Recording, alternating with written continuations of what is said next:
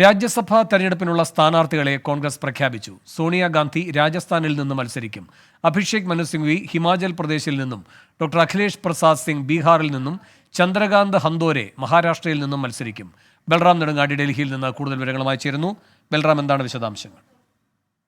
വേണു, രാജ്യസഭാ തെരഞ്ഞെടുപ്പിനുള്ള സ്ഥാനാർത്ഥികളെ ഔദ്യോഗികമായി പ്രഖ്യാപിച്ചിരിക്കുകയാണ് കോൺഗ്രസ്. സോണിയാഗാന്ധി രാജസ്ഥാനിൽ നിന്നും മത്സരിക്കും എന്ന റിപ്പോർട്ടുകൾ പുറത്തു വന്നെങ്കിലും കോൺഗ്രസ് ഔദ്യോഗികമായി ഇക്കാര്യം സ്ഥിരീകരിച്ചിരുന്നില്ല. എന്നാൽ AICC അധ്യക്ഷൻ മല്ലികാർജുൻ ഖാർഗെ 4 സംസ്ഥാനങ്ങളിലെ കോൺഗ്രസിന്റെ രാജ്യസഭാ സ്ഥാനാർത്ഥികളുടെ പേര് അംഗീകരിച്ചതായുള്ള അറിയിപ്പാണ് കോൺഗ്രസ് പുറത്തുവിട്ടിരിക്കുന്നത്.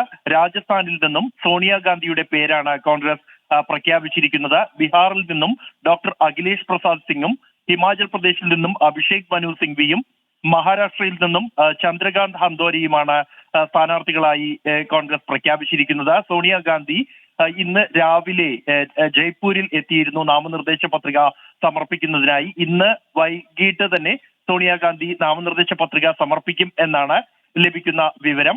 മല്ലികാർജുൻ ഖാർഗെ, രാഹുൽ ഗാന്ധി, പ്രിയങ്ക ഗാന്ധി എന്നിവർക്ക് ഒപ്പം ആയിരിക്കും സോണിയാഗാന്ധി നാമനിർദ്ദേശ പത്രിക സമർപ്പിക്കുക. ഇന്ന് അതിനാൽ തന്നെ ഭാരത് ജോഡോ ന്യായ് യാത്രയ്ക്ക് അവധി നൽകി രാഹുൽ ഗാന്ധി ജയ്പൂരിലേക്ക് എത്തുകയാണ്. നാമനിർദ്ദേശ പത്രിക നൽകുന്നതിനായി സോണിയാഗാന്ധിയെ അനുഗമിക്കുന്നതിനായി. നേരത്തെ ഹിമാചൽ പ്രദേശും കർണാടകയും അടക്കമുള്ള സംസ്ഥാനങ്ങൾ സോണിയാഗാന്ധി, ഈ സംസ്ഥാന PCCകൾ സോണിയാഗാന്ധി അവിടെ നിന്നും നാമനിർദ്ദേശ പത്രിക സമർപ്പിക്കണം എന്ന അഭ്യർത്ഥന മുന്നോട്ട് വച്ചിരുന്നു എങ്കിൽ പോലും രാജസ്ഥാനിൽ നിന്നും മത്സരിക്കാൻ സോണിയാഗാന്ധി തീരുമാനിക്കുകയായിരുന്നു.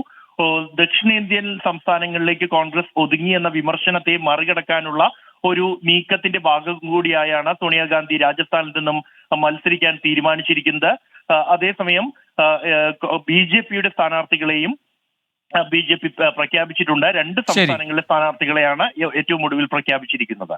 ബൽറാം നെടുങ്ങാടിയാണ് ഡൽഹിയിൽ നിന്ന് വിവരങ്ങളുമായി ചേർന്നത്.